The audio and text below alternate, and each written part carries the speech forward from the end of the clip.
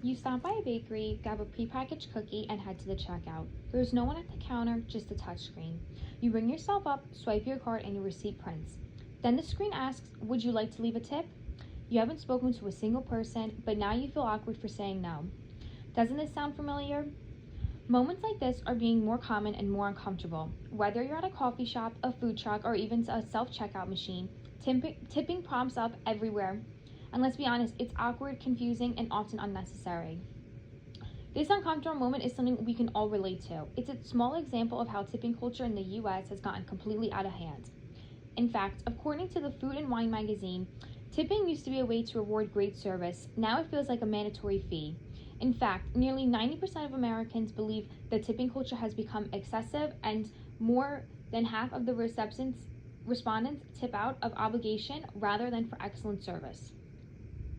This is not just about generosity anymore. It's about pressure, inconsistency, and an unfair system that puts both workers and customers in an uncomfortable position. Workers rely on tips just to survive because their base pay is so low. Meanwhile, customers are left confused and stressed when to tip, how much, and for what kind of service. It's no longer about gratitude, it's about pressure. So now let's look at what causes this tipping culture to keep growing. One major reason tipping is getting out of control is it's built into our system. The federal wage for tipped workers is only $2.13 an hour, a rate that hasn't changed in decades. This forces workers to depend on their kindness or guilt of strangers just to make ends meet. Just imagine trying to budget your life not knowing how much you'll make in a day. That's the reality for many service workers.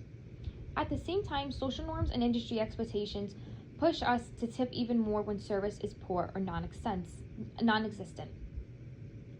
We've been trained to tip no matter what, and this culture is reinforced by the restaurant industry and the media, which frame tipping as a necessary tradition.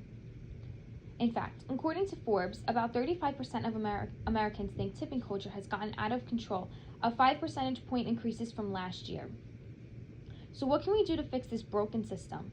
We need to change the system, not just to complain about it. One solution is to eliminate tipping altogether and shift to a service-included pricing model, where workers are paid a fair wage and customers are no longer expected to tip. That means raising the minimum wage for service workers and letting employers, not customers, be responsible for employee income. This approach would create consistency, fairness, and less confusion across service industries. The Financial Times reports efforts to eliminate tipping in favor of higher menu prices have faced resistance through higher wages and could improve customer trust and service quality in the long run. Customers shouldn't feel guilty for ordering a coffee, and workers shouldn't depend on random tips to pay rent. Of course, not everyone agrees with tipping. Some people argue that service will decline if tipping goes away, but studies show that service quality doesn't often drop, and in many cases it improves when workers are paid fairly and consistently. Another concern is that prices will rise. That may be true, but it also means prices will finally be honest and transparent. Instead of pretending your burger costs $12 only to add taxes and a 20% tip, the total cost will be upfront. And as automation spreads, the need to rethink tipping becomes more urgent. As noted in the Brookdale Library source, the pace of work transformation is more likely to accelerate with half of today's work activities potentially automated between 2030 and 2060. We can't keep clinging to outdated systems in a rapidly changing economy. Tipping should be a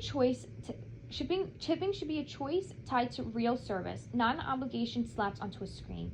It's time we stop letting guilt guide our wallets and start tipping when it actually makes sense. We should advocate for fair wages, consistent prices, and service that doesn't rely on customer pressure to reward workers. Tipping culture isn't just broken, it's ready for a reset.